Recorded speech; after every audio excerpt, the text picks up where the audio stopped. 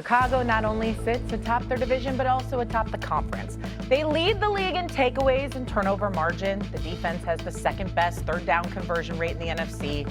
They lead the NFC in time of possession. They're second in the league in rushing yards per game, first in yards before contact. Our coach just casually yelling, shirtless in the locker room. We got free hot dogs in Chicago. Yet here I am again. Are the Bears good? The obvious answer is a yes. But what could really ruin Chicago's Christmas spirit is the next two games they have in the next 2 weeks against the Packers, which for those that don't know, it's actually the best rivalry in the NFL. So here we are, guys, asking the question, are the Bears good? In fact, do you think the Bears could contend for a Super Bowl, Doggy? No, I do not. I do not. I understand they ran for 200 yards against Philadelphia, 250 against Philly. We'll get to that a little later about the Eagles. Mad about make sure you're paying attention for a change. Okay. Yes, so, I mean, I give them credit for that. That was their first signature win of the year. I give them credit because they had beaten a lot of lousy teams, so that was important for them. But Caleb Williams has not been playing that well. They get a little nervous with him late in games against Minnesota. They ran the ball, and they settled for a 48-yard field goal to win. Last week, they were very careful about, and it was windy, but they were very careful in certain situations. He's not as accurate with his accuracy as you'd like. I almost get the idea that sometimes they're playing around Caleb Williams instead of playing with. That's me. Now, you're the expert, but that's me. Okay. So I have to see a little more. They have Green Bay twice. They have to go play the Niners on a Monday night, which is going to be a very tricky game. The Lions could be a playing game, the last game of the season. They have one other game that's tricky, too. Who's they got? The Niners? It'll be Cleveland. Oh, and they beat the Browns. Okay, so that's 10. But the bottom line is I am not completely sold that the Bears, they're going to be a playoff team.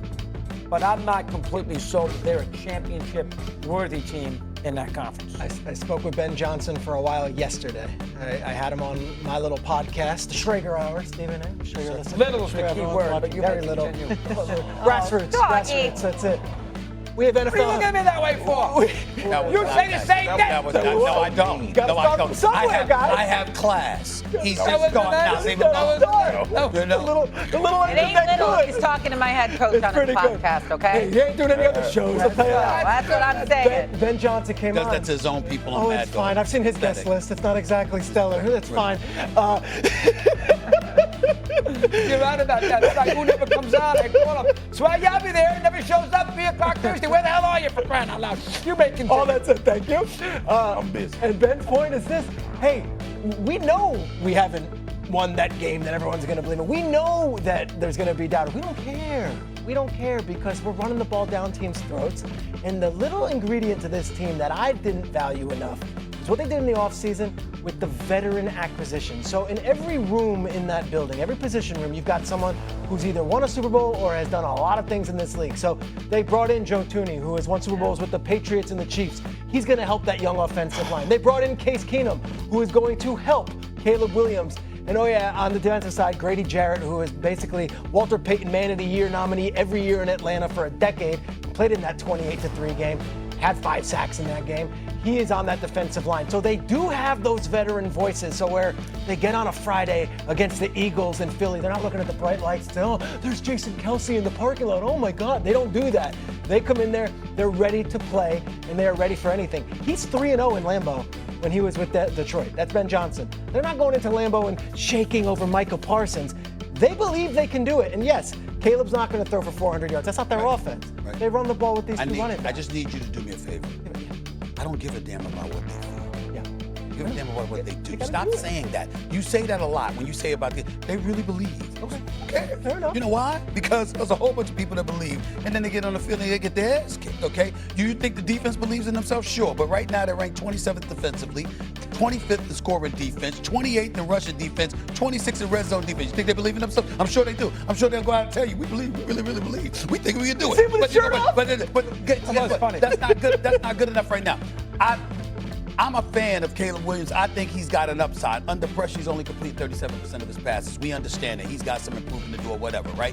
But the defense is opportunistic. You got 26 takeaways. You got a plus 17 turnover margin. It's very impressive in that regard. They're opportunistic. But guess what? You got a big-time running game that helps the fact that Caleb Williams is still struggling and still still trying to find his way. But you can't stop the run. So come playoff time, that matters to me. You know, usually when you, especially if for some reason somebody got to go, God forbid you got the road, got to go through Chicago, right? With that win, you're going to need to run the football. You damn sure ain't looking to throw, which is usually an impediment to your success. It's something that would usually work against you if you're going against a formidable Chicago Bears defense. That ain't what we're looking at right now. You can run on these boys, which means that anybody that's traveling Soldier Field, you can take them out. I applaud the season that they had. I've always believed in Ben Johnson as a coach. I still believe in Caleb Williams as a quarterback. They've got weapons, but in the end, their formula for success is compromised when you look at playoff football and what it takes to win during that time of year. I don't think this is the year for them in that regard. I don't consider But we could outrun you, so you could run. Maybe you could get some runs on us with our defense, but we'll outrun you. You got to stop making it so What do you want me to do? You're over here banging the drum for the Cowboys every day. That's because they playing well. I say when we suck. All right, here's the deal. We don't suck. No, I'm just saying. I said when the Cowboys do. They Okay. don't right now. Okay. It's a great time to be in Dallas. They are. in December. They are. January, yeah. I don't need it. Let me talk about the Bears. They are contenders. All right, and I say this because of the rest of the field, and not because I think the Bears are this great outfit. I think the Bears have a formula. Obviously, when you can run the football in the NFL, you got a chance to win every game you play in. Now, if you telling me that somebody gonna come into the stadium or they gonna go somewhere and somebody gonna stop them on the ground, then I give them no shot and wouldn't think of them as a contender. But I can't watch a team put up 255 yards rushing on the Philadelphia Eagles when the two previous weeks we talk about the Eagles, arguably one of the best defenses in the league, how they were playing, and not think that that team can take that on the road. Here's the thing about the run game. You don't need your quarterback to be great. Then make a few throws. We just watched Bryce Young do against a team that was way better than the Carolina Panthers. Carolina ran the ball 40 times, man, dog. They asked Bryce Young in that game to make 5 throws. If you can make 5 throws in this game, we'll win the game because of the formula that the Carolina Panthers have. The Chicago Bears run the ball down everybody's throat. Everybody that they played, they've been able to run the ball successfully. Caleb's legs is something that people don't talk about enough. This team doesn't have to be uber explosive through the air to produce on offense because of the run game, because of an athletic quarterback. And there are times when you see Caleb rip it and you're like, all right, I understand why they took him number 1 overall. All right. So I think because of the field, not so much that Chicago is this dominant football team, that if you get them in a playoff game with their formula, they're going to be hard to beat. And that's just from football context. Now, if you get an early lead and you make them play from behind and they got to push the ball down the field constantly They're not winning over and over, they're not winning that. But if this team can stay in the vein that they've been playing in from a football standpoint, they got a chance to win every game they play in. That's like me with the Patriots, right? We get to this point in the season where we start talking about, well, who did they play in? Nobody's playing. I'm looking at the style of play now. Like, I'm looking at how dudes actually play the game. Do you have a run game? Do you have a quarterback that can overcome some X's and O's at times? Is your defense going to show up? Do you have guys on defense that can make game-changing plays? Special teams are a big part of that. But, man, dog, we've seen this over and over again, right? We look at Philly last year, super dominant team all the way throughout the season. Name me one. Name me one this year where you don't feel like any of these teams that have something going well about themselves can't take it. We've seen the Packers lose. Packers, the hot thing on the street right now. To the Panthers We've at seen home. them lose to the Panthers. So again, I don't have these teams that are going to make the playoffs as non-legit Super Bowl contenders.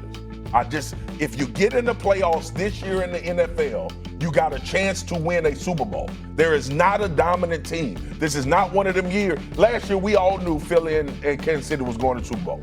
Before the playoffs started, we knew they were going. This ain't that year. That's why I think that if you get in, you can be a contender. I do think the Bears need home field. That's fair. Well, yeah, right Yeah. now they have a 12% chance to get the 1 seed in the NFC. That's a tough road. But if they do, and it has to go through Johnson Chicago, makes up a lot of tough. Caleb's immaturity. Good and coach. He's a good coach. He makes up. I agree. I loved your nugget about them being undefeated against Green Bay. I I'll put got that to in my apologize. pocket I'm and sorry save it for Monday. questioning your guest list. It's stellar. No, you can do anything you want. I got on you. You don't look at me that way. Coming up on First Take, we're going to react again to CP3's sudden Clippers departure. What do we make of the news that came overnight? You gonna let somebody else talk?